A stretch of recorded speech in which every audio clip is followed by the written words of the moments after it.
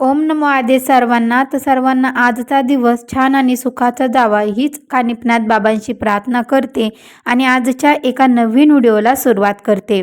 नवनाथांचे पहिले नाथ साक्षात आदिनाथ भगवान शंकराचे पट्टी शिष्य, ज्यांच्या नुसत्या स्मरणाने संकटाचे डोंगर विरघळतात, अशा श्री मच्छिंद्रनाथ महाराज यांचा उद्या म्हणजेच की 18 जानेवारी 2026 वार रविवारी प्रकट दिन आहे. मित्रांनो, आयुष्यात कधी कधी आपण खूप मेहनत करतो पण यश मिळत नाही. कधी कोणाची वाईट नजर लागते, तर कधी गुप्त शत्रू आपल्या प्रगतीत खीळ घालतात. पण उद्याचा हा दिवस तुमच्यासाठी विजयाचा दिवस ठरू शकतो. आजच्या या व्हिडिओमध्ये मी तुम्हाला असा एक अघोरी किंवा कठीण उपाय नाही, तर अत्यंत सात्विक आणि प्रभावी मार्ग सांगणार आहे. उद्या जर तुम्हाला काही कारणाने उपास करणं शक्य नसेल, तरीही तुमचं भाग्य कसं उजळेल आणि ती एक वस्तू तुमच्या शत्रूला कशी नस्तमस्तक करेल हे जाणून घेण्यासाठी हा व्हिडिओ शेवटपर्यंत नक्की पहा.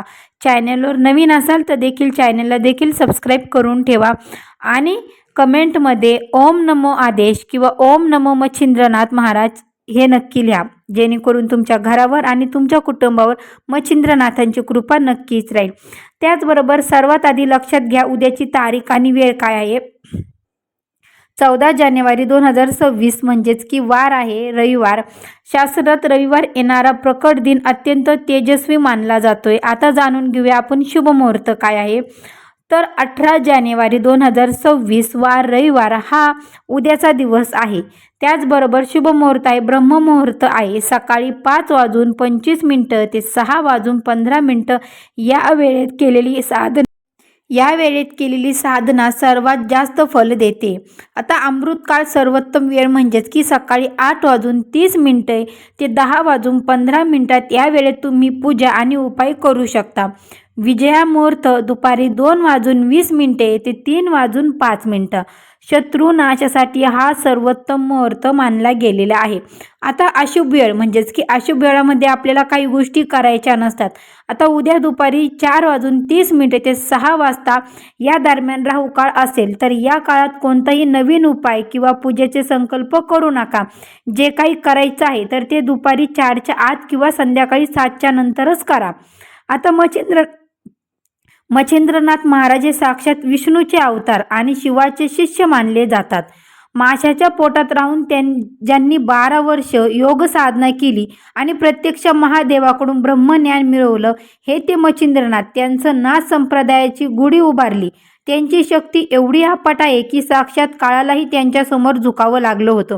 मग विचार करा, जर त्यांची कृपा तुमच्यावर झाली तर तुमचे हे छोटे मोठे शत्रू किंवा संकटे तुमचं काय वाकडं करू शकतील. उद्याचा दिवस म्हणजे त्यांची ऊर्जा पृथ्वीवर सर्वात जास्त असणार आहे. म्हणूनच उद्या केलेली सेवा कधीही वाया जात नाही. आता बघा, अनेक जणांना उपवास धरणं शक्य नसतं. काही जणांना उपवास धरतात, काही जण उपवास धरत नाही.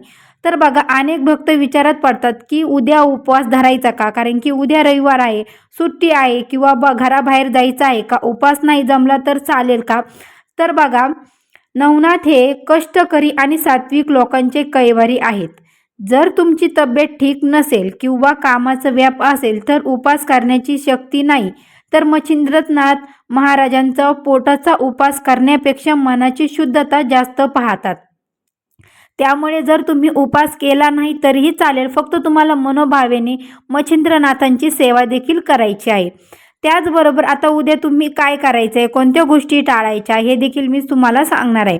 तर बघा, उद्या तुम्ही अन्न ग्रहण करू शकतात, पण तुम्हाला उद्या मांसाहार पदार्थ, मद्यपान आणि लसूण कांदा टाळला पाहिजे. उद्या तुम्हाला आवर्जून मांसाहार पदार्थ खायचे नाही आहेत. त्याचबरोबर कांदा लसूण देखील तुम्हाला खायचा अजिबातच नाही. देवांना नैवेद्य देखील तुम्हाला दाखवायचा नाही. महाराजांना उद्या रोट्याचा, गव्हाच्या पिठाचा, गूळ घालून केलेला तुम्हाला इथे मलिदा किंवा वड्याचा नैवेद्य तुम्हाला इथे दाखवायचा आहे. नैवेद्य दाखवा किंवा साध्या गूळ खोबऱ्याचा नैवेद्य दाखवलं तरीही चालेल, पण तुम्हाला आवर्जून मलिदा, जे काय आपण एखादी बाजरीची भाकर किंवा चपाती बनवतो, तर आपल्याला 1-2 चपाती बनवायची आहे. त्याचा आपल्याला कूस करून घ्यायचा आहे. त्याच्यामध्ये थोडासा गूळ टाकून थोडंसं गावरान तूप म्हणजेच की शुद्ध गाईचं तूप टाकायचं आहे आणि पूर्ण एकजीव करून आपल्याला त्याचा देखील संध्याकाळी प्रसाद ठेवायचा आहे. जर तुम्हाला हे जमलं नाही तर तुम्ही वडे म्हणजेच की 5 डाळीचे वडे बनवून ते देखील नैवेद्य ठेवू शकता. 5 डाळीचा नैवेद्य आपण म्हणजेच की वडे तयार करतो. नवनाथांना ते अतिशय प्रिय आहेत. त्याचबरोबर आपण जर हे नैवेद्य बनवले तर आपल्याला नैवेद्य बनवताना, नैवेद्य ठेवताना कुठलंही मनामध्ये किंतु वगैरे आणायचं नाही, कोणाविषयी अपशब्द देखील बोलायचा नाही आहे. मनभावेने आपले पूर्ण श्रद्धेने आपल्याला हा नैवेद्य बनवायचा आहे. आता बघा, शत्रू तुमच्यासमोर लोटांगण का घालेन असा कोणता उपाय आहे की तो तुम्हाला उद्याच्या दिवशीच करायचा आहे. कारण की वर्षभर तुमच्या घरातली साडेसाती शत्रू तुमचे नाहीसे होणार आहेत. घरामध्ये जे काही तुमच्या नजरबाधा असेल, घरामध्ये नेगेटिव्ही असेल, जे काही तुमच्या घरामध्ये वाईट ऊर्जा असेल ती सर्व निघून जाणार आहे फक्त एका उपायाने. हा उपाय केल्याने तुमचं आयुष्य अक्षरशः बदलून जाणार आहे. तर बघा, हा उपाय करताना आपल्याला सर्वप्रथम हा उपाय करण्यासाठी तुम्हाला फक्त 3 वस्तू लागतील. तर पहिली वस्तू म्हणजे एक पिवळा सुती कपडा किंवा छोटा तुकडा घ्या. पिवळा जर सुती कापड असेल ते देखील घ्या. एखादं पीस असेल तरी चालेल. 11 काळे मिरे, अख्खेच काळे मिरे घ्यायचे आहेत. तुटलेले घ्यायचे नाही आहेत तुम्हाला, खराब झालेले सुद्धा काळे मिरे घ्यायचे नाही आहेत.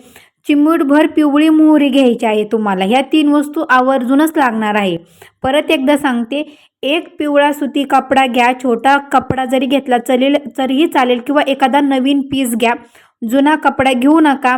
काळे मिरी घ्या, अख्खे मिरी घ्या. तुटलेले नका घेऊ, खराब झालेले देखील घेऊ नका.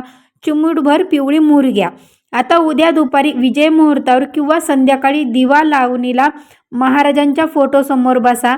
पिवळ्या कपड्यावर मिरी आणि मोहरी ठेवा. त्यावर आपला उजवा हात ठेवा आणि डोळे मिटून शत्रूचे नाव न घेता फक्त अशी प्रार्थना करा की माझ्या मार्गातील सर्व बाधा दूर होऊ दे. माझ्या घरामध्ये जे काही अडीअडचणी आहेत, माझ्या घरामध्ये लक्ष्मी स्थिर राहत नाहीये, माझ्या मुलाबाळांवर जे काही माझ्या जीवनातली अडीअडचणी असते, जे काही माझ्या घरामध्ये पितृदोष असेल ते सर्व नाहीसे होऊ दे, हे तुम्हाला बोलायचं आहे. जे काही तुमच्या घरामध्ये अडीअडचणी असतील ते तुम्हाला बाबांना सांगायचं आहे. त्यानंतर तुम्हाला एक मंत्र म्हणायचा आहे. ओम नमो सिद्धी मच्छिंद्रनाथाय नमः. ओम नमो सिद्धी मच्छिंद्रनाथाय नमः. या मंत्राचा किमान 108 वेळा जप करायचाच आहे. मग ती पुरी चिंडी बांधून महाराजांच्या चरणाला स्पर्श करा. त्याचबरोबर आणि ती तुमच्या घराच्या मुख्य दरवाजाच्या बाहेरच्या चौकटीला वरच्या बाजूला बांधून टाका. याने काय होईल तर काळे मिरी शत्रूची कुबुद्धी शोषून घेतात आणि पिवळी मोहरी तुमच्या घराभोवती एक रक्षणात्मक कवच तयार करते. जो कोणी तुमच्या वाईटावर असेल तो तुमच्या दारात येताच त्याची शक्ती क्षणी होईल. त्याचबरोबर तुम्हाला हा उपाय उद्याच्या दिवशीच करायचा आहे. जसं की मी तुम्हाला सांगितलं आहे, ब्रह्ममुहूर्तावरच हा उपाय करायचा आहे. त्याचबरोबर तुम्हाला अशुभ काळ देखील सांगितला आहे. अशुभ काळामध्ये तुम्हाला कुठलीही वस्तू म्हणजे कुठलीही नवीन खरेदी देखील करायची नाही. अशुभ काळ 4:30 ते 6च्या दरम्यान आहे. म्हणजेच की राहुकाळ असणार आहे. म्हणजे तुम्हाला ह्या राहुकाळामध्ये कुठलीही सेवा, पूजा, जप वगैरे आवर्जूनच करायचे नाही, हे लक्षात घ्या. ब्रह्ममुहूर्तावर सकाळी जरी तुम्ही हा उपाय केला तरीही चालेल. 5:30 ते 6च्या दरम्यान ब्रह्ममुहूर्त आहे. त्याचबरोबर विजय मुहूर्त 2:20 ते 3:00 हा मुहूर्त आहे, विजय मुहूर्त. तुम्ही हा उपाय करू शकता जेणेकरून तुमच्या घरावर शत्रूचा जे काही तुमच्यावर कोप आहे किंवा शत्रू तुमच्यावर जळत आहे हे देखील नाहीसे होणार आहे. घरामध्ये अखंड लक्ष्मी नांदेल.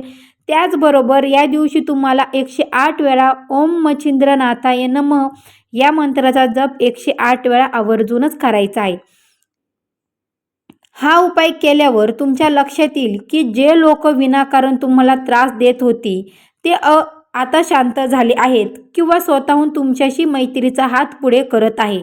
घरामध्ये जो काही पैसा येत होता तो आलेला पैसा पूर्णपणे दवाखान्यात किंवा खर्चामध्ये जात होता तो पैसा तुमच्या पूर्णपणे कामात जाईल आणि आलेला पैसा घरामध्ये हा सुद्धा तुमचा टिकेल, हे सुद्धा तुम्हाला अनुभव येतील. हा मच्छिंद्रनाथांच्या आशीर्वादाचा प्रताप आहे. जर उद्या 18 जानेवारीला ही संधी सोडू नका. श्रद्धेने नाथांना साकडं घाला. तुम्हाला हा व्हिडिओ कसा वाटला कमेंटमध्ये ओम नमो आदेश किंवा अलख निरंजन लिहायला विसरू नका.